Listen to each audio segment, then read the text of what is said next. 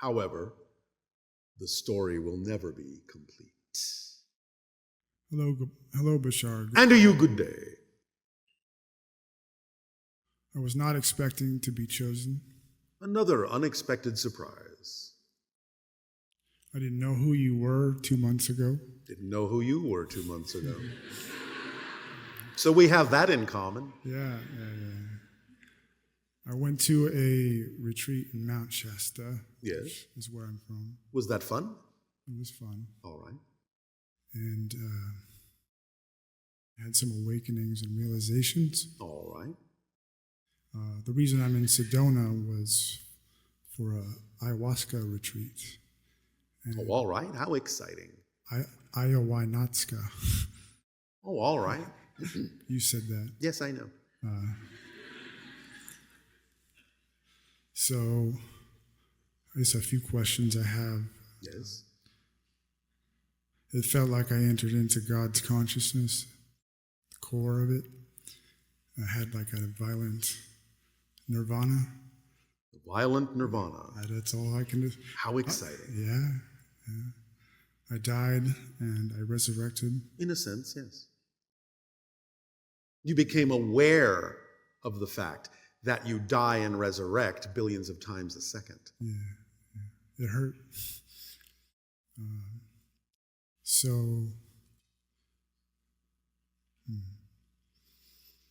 Do you have a question? Who is Julie to me? I can't answer that for you. That has to come from another source. What about Jesus? I cannot answer those names for you. This has to come from another source. This entire category of question is not my job. It belongs to someone else who will give you that information. So I have a spirit guide, Yes, you do. permission slip. His name is Raven Feather, Washitawa, and he's been guiding me along this journey. It is far more likely that the answers to those questions will come from that guide, or at least some experience you will have with the teacher that you've already named from the earth. Anything else? I feel called to move here and sell my house. I don't really have much of a direction. I'm just following the flow. All right. If you are taking action on something that is representative of your passion, then take the action without any assumption that it has to necessarily come to fruition. It might, but it might not. The whole point sometimes of the form in which your passion comes is just to get you to move, to act on it, so that you can wind up where you need to be when what really needs to happen will happen. So never assume you know why the excitement or the curiosity or the attraction or the drive comes in the form that it does. But take the best action you can and see what happens. That will always be what keeps you directly on your path. Yes? Yes. All right. Anything else? Or do you have what you need to move forward? Perhaps you could give me some advice on channeling. Well, as I said, when you act on your passion and follow the formula, you are in a channeling state. So it's the most natural way to get there. It is an actual brainwave state called gamma, between 40 and 100 cycles per second, 40 and 100 hertz. When you follow your passion, you automatically go into the gamma range, into the channeling frequency. So following the formula of acting on your passion every moment that you can, taking it as far as you can, doing the best you can to act on it with absolutely zero insistence or assumption as to what the outcome ought to be, and staying in a positive state no matter what manifests, is the formula that will keep you in the channeling state.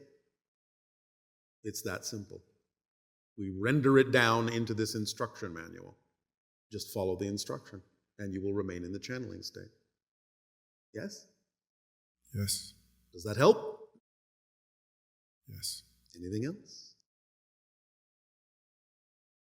I've been told I'm special or powerful, and You are all special and powerful. true. So that is true. You are special and powerful like everyone. So all you have to do is act like it to know that you are. That helps. All right. Then we thank you. Thank you.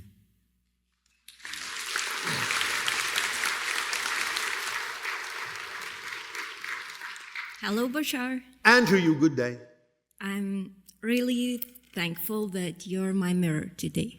All right, and we are grateful for you as well. Thank you. And I would like to thank the person who gave me this opportunity to ask a question of Bashar. All right. I have a few due to pet theme about my dog. So 1 month ago, me and my husband has decided, due to the frequent traveling, find new owners for our dog. All right. And Did you ask the dog for help in doing that? yes, All right. all the time. All right. And? I miss her a lot. All right.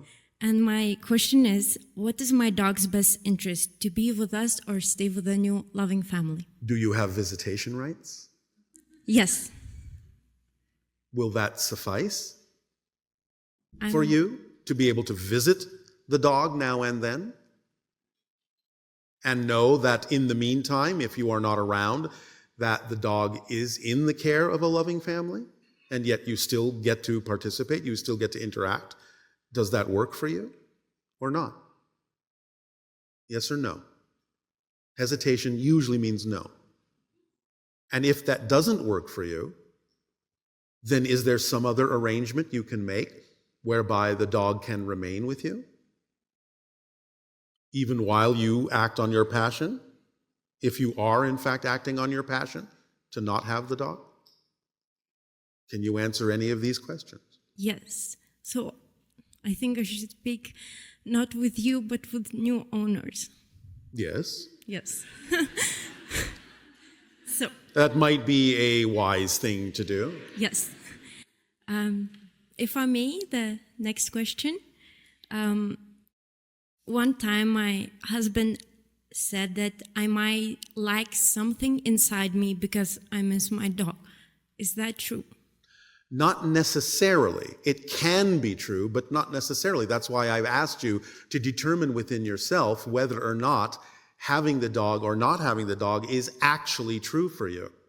Because if it isn't true for you, that the dog is somewhere else, then you will feel it perhaps as a lack, because it might be telling you that the dog ought to be with you.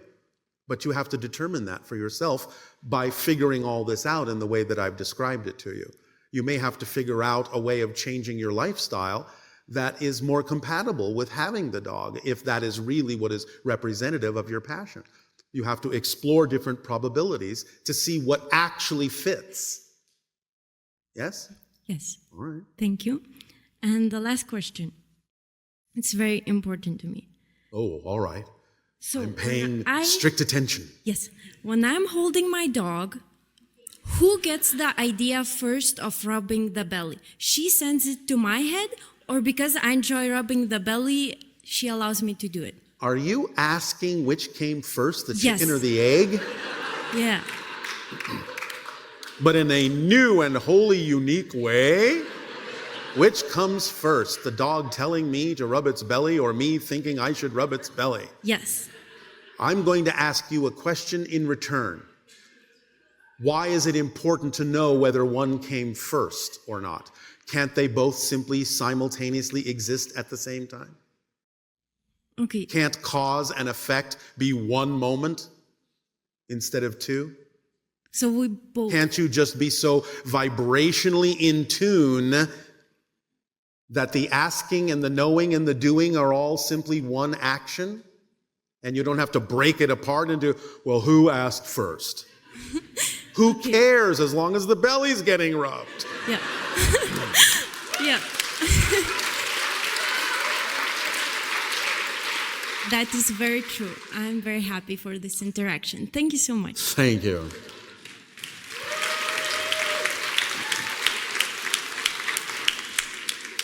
Nania.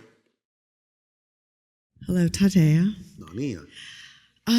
Okay, so here are some questions for you. From, Ustream. all right.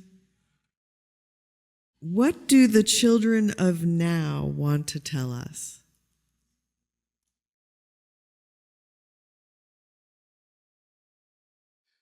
First of all, we sense that the person that asked that question knows the answer very well.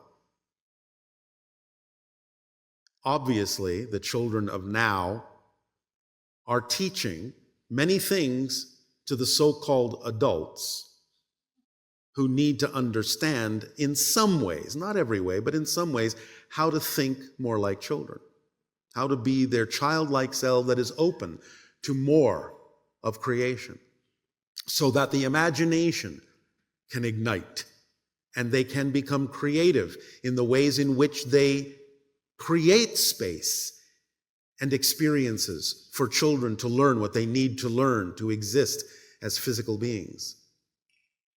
So it takes the idea of an adult becoming a creative child in a way that will allow the child to grow into a creative adult. Okay, thank you. Yes. When a person starts to follow the formula and they start having an overwhelming amount of opportunity come their way. Well, it won't be overwhelming. It will be exactly correct when they follow the formula. Following the formula cannot create an overwhelm. So what does that mean if the person is feeling overwhelmed? Then by they're all not the- exactly following the formula. They must be off kilter from the formula somehow. Because again, remember, one of the tools in the kit is the organizing principle of synchronicity. And therefore, if you're actually truly allowing it to do the organizing, you won't feel overwhelmed because things will only be presented to you in the order and with the timing required for the accomplishment of those things. You won't be given more than the moment requires if you're actually following the formula. And it's also an idea of just do what appears to be the next most exciting thing instead of, just weigh it out. And if there's not that much of a difference between one or the other, then it doesn't really matter which one you choose. Correct, because if there actually needs to be a difference, choosing the one that isn't correct for you, synchronicity, again, as the organizing principle, will turn you around to the one that is correct. That's what we mean by organizing principle. It won't let you go astray if you're willing to listen to it. Okay. So, someone who is feeling overwhelmed has a slight misunderstanding of how they're using the formula. Something is a little off kilter, or a negative belief is being revealed to them that they need to deal with, but they're not dealing with it. Okay. If you choose to stop believing in the physical dream and feel attracted towards being a pure spirit, Yes. does the human body register this and let our soul out of it once and for all? Well, again, it depends. It depends on why that might happen for that person if it is necessary for fulfilling a certain theme of exploration. It's something that generally isn't common because you sort of make an agreement with yourself that you'll kind of play things out. You already know the duration that is necessary for the process you wish to experience and the theme you wish to explore in physical reality. And so in general, that will not happen. But there might be some cases where it can. But you would have to examine that particular case to see what the reasons are for why that appears to manifest that way. So at what level of consciousness does a human decide to leave the physical body? Well, on the spirit level, because again, you typically set that up in general for yourself, again, speaking linearly, before the life. So a decision of whether or not to quote unquote die in a car accident because the body is It doesn't necessarily have to be that specific. It can be. But generally speaking, people will usually choose any particular doorway out that comes along randomly on Earth when it's falling within the general window of time that it's okay for them to have agreed to leave. So it might just be, all right, somewhere between now and then, whatever comes along that is the most efficient for me, that works best for me, then that will be what I allow myself to experience, and I will leave if I need that kind of a mechanism. Now, you can get to a point where you can also, as I said, just lie down and leave. That's what we do. We Right. just leave, but of course we don't leave a body behind. It converts into energy. And that actually converted into the next question, which was, when a Sasani dies or ascends, do you experience a form of grief? No. Do you engage in any rituals? No. Or do you rejoice with Yes. the ascending person? Yes. Because again, remember that at our point in evolution, we're not out of touch with them. We're not out of contact with them. Do you understand? Yes. We can still communicate with them. So it's not like they've gone anywhere particular that we can't get in touch with them for. They're just in a different state now. So when you all don't sleep, how do you connect with spirit? By being almost at the point of being spirit. Remember, we are quasi-physical, exhibiting traits of physicality and spirit. So we can simply communicate with spirits, par for the course, as easily as you talk to a friend sitting next to you. So do you get to the point where, I know like on Earth, sometimes you can take like a power nap, like for 10 minutes, and then somehow by connecting with spirit, you're rejuvenated. Well, yes, but that's your way of doing it, because most of you don't necessarily know that you are spirit experiencing a physical reality. But we know that. Therefore, we don't have to pretend to connect, because we never feel disconnected. And the idea of us sleeping, that's our technology in a sense of connecting in with spirit. It's recharging your batteries to continue to have a physical reality which isn't real. It's convincing yourself to keep going and playing the game. It's like taking a momentary break while you're playing chess to sort of reassess your strategy and then get back into the game. Yeah, because like you said, you will become psychotic if you don't sleep. Yes, because you won't have a strategy. You won't have a plan. You won't have a template. You won't have a blueprint. So there's actually more to understand about what happens when we sleep and how we connect with spirit and what's actually happening during that time that Yes. we may be exploring at some point in the future. The subject of another transmission entirely. Okay, let's see if there's anything else. I know someone asked whether or not you're married because you have a lot of people who like you.